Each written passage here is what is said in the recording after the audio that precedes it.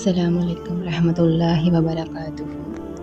رب اشرح لی صدری ویسر لی امری واحلل عقدۃ من لسانی یفقہوا قولی۔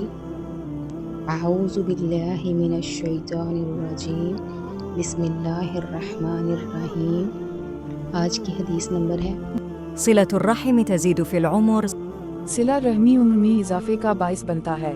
صلہ رحمی سے مراد وہ حسن سلوک اور تعلقات ہیں جو رشتہ داروں کے ساتھ قائم کیے جاتے ہیں۔ اسلامی تعلیمات کے مطابق صلہ رحمی کرنے والے شخص کی عمر میں اضافہ ہوتا ہے۔ اس کی بنیاد ایک حدیث پر ہے جس کا مفہوم کچھ یوں ہے۔ رسول اللہ صلی اللہ علیہ وآلہ وسلم نے فرمایا، جو شخص چاہتا ہے کہ اس کی روزی میں کشادگی کی جائے اور اس کی عمر دراز کی جائے وہ صلہ رحمی کرے۔ صلہ رحمی کا مطلب ہے رشتہ داروں کے ساتھ نیک سلوک، ان کی ضروریات کا خیال رکھنا اور ان کے ساتھ محبت و خلوص کا برتاؤ کرنا۔ اسلام میں رشتہ داروں کے ساتھ حسن سلوک کی بہت تاکید کی گئی ہے اور یہ اللہ تعالیٰ کی رضا حاصل کرنے کا ذریعہ ہے۔ حدیث میں جو عمر میں اضافہ کا ذکر ہے وہ دو طرح سے سمجھا جا سکتا ہے، معنی اور منوی اضافہ، یعنی انسان کی زندگی میں برکت اور سکون حاصل ہوتا ہے۔ حقیقی اضافہ، اللہ تعالیٰ کی قدرت میں ہے کہ وہ انسان کی عمر میں حقیقی طور پر اضافہ کرے۔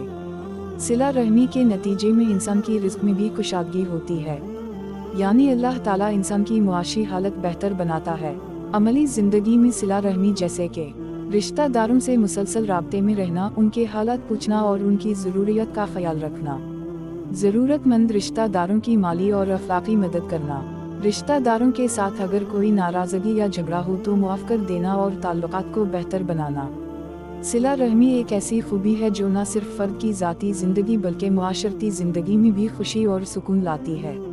یہ انسان کو اللہ کے قریب کرتی ہے اور دنیا و آخرت دونوں میں اس کے لیے فلاح کا ذریعہ بنتی ہے۔ تو آئے اور میرے پیچھے دہرائے۔ صلة الرحم تزید فی العمر، صلة الرحم تزید فی العمر۔ صلہ رحمی عمر میں اضافے کا باعث بنتا ہے۔